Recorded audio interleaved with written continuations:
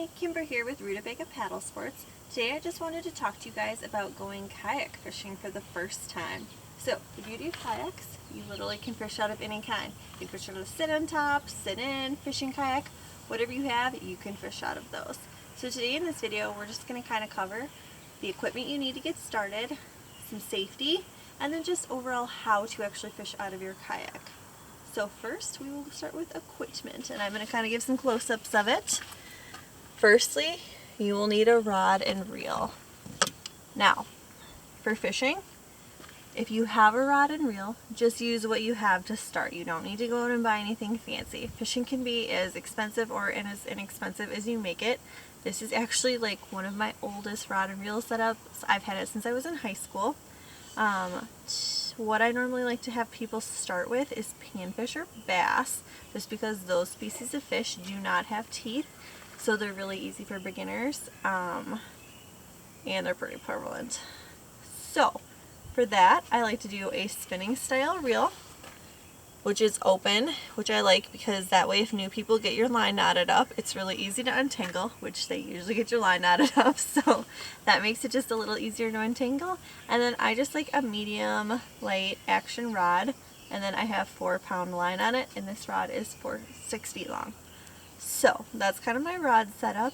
If you've never fished before and this is brand new to you, if you go to a fishing store and tell them, hey, I need a general purpose rod and reel for pan fishing and maybe some light bass fishing, can you help me? They'll be able to set you up, and they'll most likely be able to put your line on, pull for you, and you'll be good to go. So that is set up there. For what you actually tie on your line, I like to use a jig. So you can literally use any kind of jig. I like the ice fishing ones. I like Widowmakers. I like Kinder Outdoors. I like Panfish Plastics. Those companies are all local, more local, kind of Midwestern, and you can order their stuff online. I have really good luck with their stuff. So I start with that jig, and then you can either put like a little piece of worm, a wax worm, or a plastic on it. I personally use the plastics just because bait is sometimes hard to find where I live. So my favorite one is I actually really like the chigger fries with these little legs. The panfish kind of go nuts over them. So I have really good luck with those, but whatever you have totally works.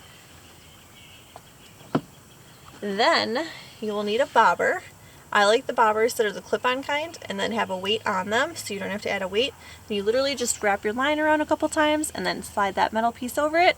You're good to go. I usually set it 2 to 3 feet deep. You'll kind of want to look at the weeds on the lake you're fishing though, and depending on how deep the weeds are, you're going to want your bait to sit just a little bit above the weeds. So 2 to 3 feet will usually do the trick. Next, you will need some forceps in case you need to unhook your fish, because you know, sometimes they like to swallow your hook, so that way you can get in there and pull your hook out. And then I also like to have some nail clippers, just in case I want to change my jig color, or say you need to cut the line for whatever reason. You want to have some nail clippers, easy to find. I like to have mine as a lanyard on my neck, then it's there, so when I do have a fish, it's really easy to find. Then I just started using this year just a rod holder. For this kind of kayak, they made clip-on ones, so this literally just slides over the front, and then you screw this little part on, and then your rod sits in here. It's really easy to use. I very much like it. I'll be honest though, the last 2 years before this, I would either stick my pole just right behind my seat, or I would hold it between my legs, the front of my kayak. Either way is fine. I will say this does make life a lot easier. Then, lastly, I like to have a net.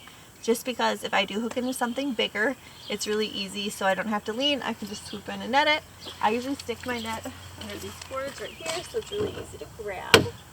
And that is kind of what I do for all of my equipment. If you haven't bought a fishing license yet, you'll want to buy one of those, and then just make sure you read through your fishing book regulations. You don't have to keep a paper copy of your license most of the time per regulations, unless you're fishing in Lake Michigan. I know you need a paper copy, but I just like to be old school and I keep paper copies stuck everywhere. So that is your general setup. Next we'll kind of go over some safety stuff. So as you can see, I am wearing my life jacket. I am an RN. I'm a big advocate of safety. It's kind of one of those things, you guys. You never know. say you're out fishing, it's hot out, you're not drinking because you're having fun catching fish, so you don't really drink a lot of water, you get dehydrated, you pass out. If you do not have your life jacket on and you pass into the water, like, you're done for. So just wear your life jacket. They make a really nice, cute, small styles. They're very comfortable. There's not a lot to them. So just get one and wear one. It doesn't really do you any good if it's sitting in your boat. Next, you always want to think about, what if I was to capsize? Because you may be a really good, safe kayaker, but you never know when there's going to be a boat that might zoom by you too fast. So just always kind of plan in the back of your head, what if my boat flips?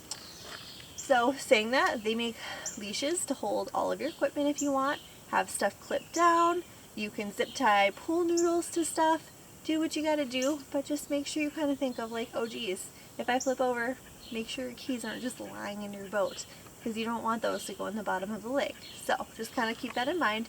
Dry bags are good. I actually just throw all my fishing gear in a dry bag and I sit it in the front up there, and then I usually clip it onto something. My net's clipped down, my pole is in a rod holder and clipped on, so honestly my stuff's all pretty good. My phone's waterproof, so just kind of keep that in the back of your mind. Let's see what else. When you are boating, if you happen to snag, which is going to happen to everyone because you just do, and it's not a weed so you can't pull it out relatively easy, do not panic. Just flip open your bail. You have 150 plus yards of line on there, so just flip it open and then take your paddle and paddle up to wherever your line is, and then grab your line. Don't use your pole because you can break your pole, and pull with your hand until you unsnag it. If need be, if it's really stuck, you can always clip it with the nippers.